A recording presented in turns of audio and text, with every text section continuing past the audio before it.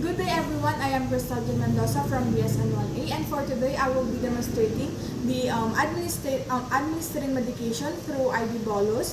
But first, let's confirm the physician's order kung tama ba yung gamot and kung yung expiry date ng medication and yung mga dosage na kailangan natin ibigay sa ating pasyente. So, let's just assume na na-check ko na yung mga physician's order and na-prepare ko na din yung gamot. So, punta na tayo sa ating patient's room.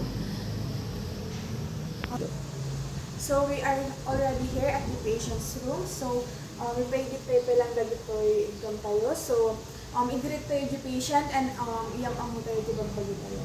So, introduce ourselves to the patient. So, hello ma'am, good morning. I am Nurse Crystal.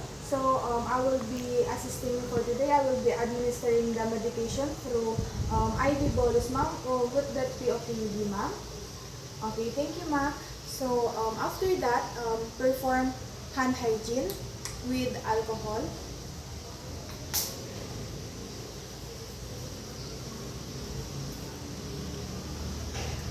Okay, pagkatapos, linisan natin yung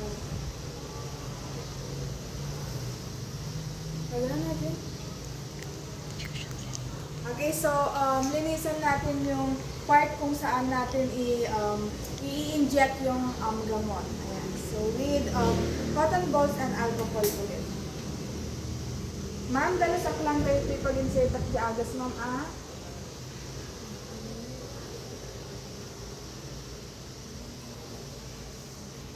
Okay, pagkatapos, alaan tayo diagas and then ibaga tayo dito pasyente, i-explain tayo pag yung procedure na una.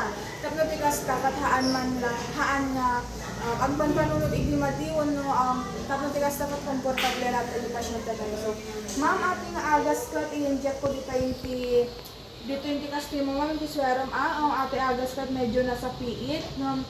Adi talaga ti side effect na ma'am, ano sa labasit, agawan tumot laang. So, okay ma'am, itudok ko garod dito agasan ma'am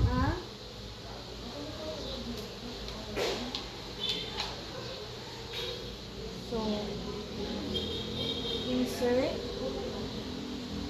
And, itudok tayo dyan agas nga in-inod. Haan tayo magulpion, slowly lang.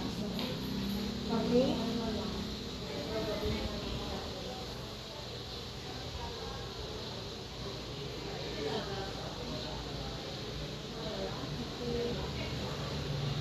Ma'am, nasa liit lang dito ano sa labas dito.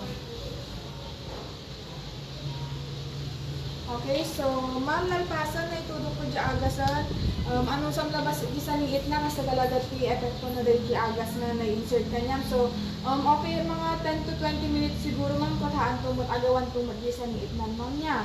Okay ma'am, lalpas garodan, nagdati masapul mo, adamat ti nurse call system it, type indot mo lang dito, tawagan na kami lapta, no, dati masapul mo nga assistance, tas din mo na dati concern mo ma'am. Okay, so thank you ma'am, and have a good rest.